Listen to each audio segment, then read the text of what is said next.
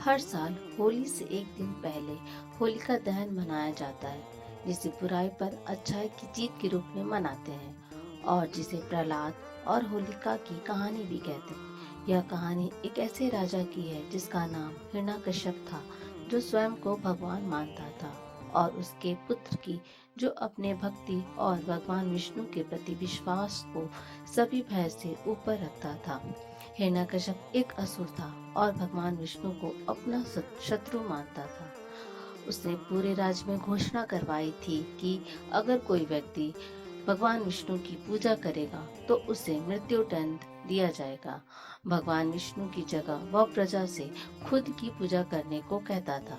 पूरी प्रजा राजा के डर से हिरण्यकश्यप की पूजा करते थे। हिरण्यकश्यप की पत्नी का नाम कयाधु था। वो बहुत ही शांत स्वभाव की थी।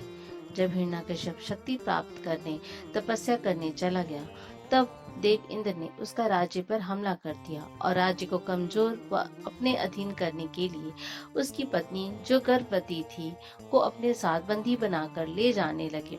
तभी नारद मुनि ने उन्हें रोका और कहा, ऐसी गर्भवती स्त्री को ऐसे क्यों ले जा रहे। तभी देव इंद्र ने कहा, यह असुर की पत्नी है। इस पर महर्षि नारद ने कहा, कयाधु निर्दोष है और उसके गर्भ में पल रहा पुत्र आगे चलकर भगवान विष्णु का महान भक्त बनेगा। यह सुनकर देव इंद्र ने कयाधु को छोड़ दिया और नारद मुनि ने उन्हें अपने आश्रम में ले आए। अवस्था के दौरान वह आश्रम में रही, जहाँ प्रतिदिन वह भगवान विष्णु की कथाएं सुनती थी। उनके साथ उनके गर्भ में पल रहा बच्चा भी भगवान विष्णु की कथा सुनता था। कयाधु ने महल आकर एक बच्चे को जन्म दिया, जिसका नाम प्रहलाद रखा गया। प्रहलाद अन्य असुर बच्चों से बिल्कुल अलग था। वह एक सदाचारी और छोटी उम्र से ही भगवान विष्णु का भक्त बन गया। जहाँ सभी बच्चे खेलते, वहीं प्रहलाद एकांत में बैठकर नारायण जाप करता। कयाधु यह सब देख उसे नारद मुनि का आश्रम याद आया। वह समझ गई, आश्रम में रहते हुए भगवान विष्णु की जाप और भक्ति माहौल की पवित्रता का असर प्रहलाद पर उसके गर्भ में रहते हुए हुआ है। वह जानती थी राजा हिरण्यकश्यप भगवान विष्णु को अपना शत्रु मानते हैं और उन्हें यह भी पता चलेगा तब वह बहुत क्रोधित होंगे। इसलिए कयाधु ने प्रहलाद को समझाने की बहुत कोशिश की कि वह अपने पिता के सामने भगवान विष्णु का नाम ना ले। वह अपनी माता की बातें बड़ी शांति से सुनता, कोई प्रश्न या विरोध नहीं करता, परंतु अपनी भक्ति भी नहीं छोड़ता। समय बीता, प्रहलाद को शिक्षा के लिए गुरुकुल भेजा गया। वहाँ उसे असुरों की परंपरा, राजनीति, राज्य के नियम और अस्त्र शस्त्र की शिक्षा देने लगे। एक दिन जब गुरु ने पूछा, इस ब्रह्मांड में सबसे बड़ा कौन है, तो सभी बच्चों ने राजा हिरण्यकश्यप कहा, किंतु प्रहलाद ने भगवान विष्णु का नाम लिया और कहा, वह ही हम सबकी रक्षा करते हैं। उस दिन गुरु कुछ नहीं बोले। उन्हें यह प्रहलाद की नादानी लगी, लेकिन जब भी यह प्रश्न पूछा जाता वह यही उत्तर देता। गुरु क्रोध में आकर राजा को सब बता दिए। इधर प्रहलाद भगवान विष्णु की कथा और महानता सभी बच्चों को सुनाता।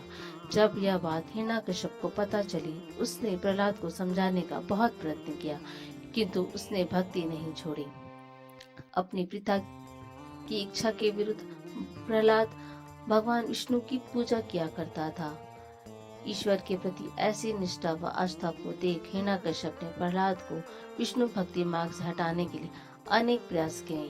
कभी उसे जहर दिया, कभी उसने हाथियों के पैर तले कुचलवाया, कभी सांपों के बिल में डाला, तो कभी पहाड़ से धक्का दिलवाया। लेकिन हर बार भगवान विष्णु ने प्रहलाद का साथ दिया और उसे बचा लिया। अंत में अहंकार और क्रोध में जल रहे राजा ने अपनी बहन होलिका से मदद मांगी। होलिका को वरदान मिला हुआ था कि वह आग में नहीं जल सकती। हिरण्यकश्यप ने उससे कहा कि वह प्रहलाद को लेकर जल्दी आग में बैठ जाए। होलिका बचपन से ही अपने भाई से बहुत प्रेम करती थी। भाई के मोह में आकर होलिका ने अपने भतीजे को मारने के लिए राजी हो गई। दिन तय हुआ, फागुन पूर्णिमा की रात। राजमहल के सामने बड़ी सी चिता सजाई गई। यह केवल आज्ञा न मानने का दंड नहीं, एक प्रदर्शन था जिसे राजा यह बताना चाहता था कि कोई भी उसकी आज्ञा का पालन नहीं करेगा तो उसके साथ ऐसा ही होगा। होलिका प्रहलाद को लेकर अग्निकुंड में बैठ गई। प्रहलाद होलिका की गोद में बैठ गया और विष्णु के नाम का स्मरण करने लगा। भगवान विष्णु की कृपा से वरदान का असर बदल गया। होलिका आग में जल गई और प्रहलाद बच गया। चूंकि हिरण्यकश्यप को वरदान मिला था कि उसकी मृत्यु न किसी पुरुष से होगी, न किसी देवता, न किसी पशु से, न ही सुबह में, न ही रात में होगी, इसलिए वह बहुत अहंकारी हो गया था। इसलिए भगवान विष्णु ने नरसिम्हा अवतार लिया, जिसका आधा शरीर सिंह और आधा शरीर नर का था। उन्होंने अपने नाखूनों से हिरण्यकश्यप को गोधन बेला, मतलब जब सूरज ढलता है उस समय न दिन होती है न रात, उस समय वृद्ध किया। ये देख सभी गांव वाले खुश हो गए और दूसरे दिन सभी ने एक दूसरे को रंग लगा प्रहलाद के बचने की खुशी मनाई। इस दिन को बाद में होली के नाम से जाने जाने लगा।